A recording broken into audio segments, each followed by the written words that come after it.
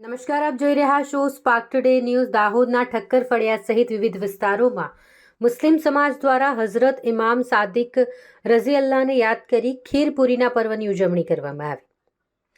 આજરોજ 3 ફેબ્રુઆરી શનિવારનો દિવસ મુસ્લિમ સમુદાયના લોકોએ હઝરત ઇમામ જાફર સાદિક રઝી અલ્લાહને યાદ કરી ખીરપુરી તૈયાર કરી નિયાઝ અદા કરી હતી. આ પ્રસંગે બાળકોને ઘરે ઘરે બોલાવીને ખીરપુરી ખવડાવવામાં આવી.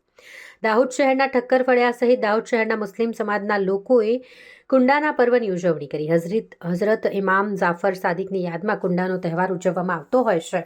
સવારે ફજરની નમાઝ બાદ સાંજના મગરિબની નમાઝ બાદ મુસ્લિમ સમાજના લોકોએ દરેક ઘરમાં ફાતિહા પાઠ કર્યા બાદ કુંડાઓમાં ખીરપુરી મૂકી સજાવ્યા હતા અને વિવિધ વાનગીઓ મૂકવામાં આવી હતી. ખાસ કરીને મુસ્લિમ સમાજના લોકોની પોતાની મન્નતો અને માન્યતાઓ અનુસાર વધુ પડતા ખીરપુરી બનાવી કુંડામાં મૂકી અને લોકોને ખવડાવી પર્વની ઉજવણી કરવામાં આવતી હોય છે.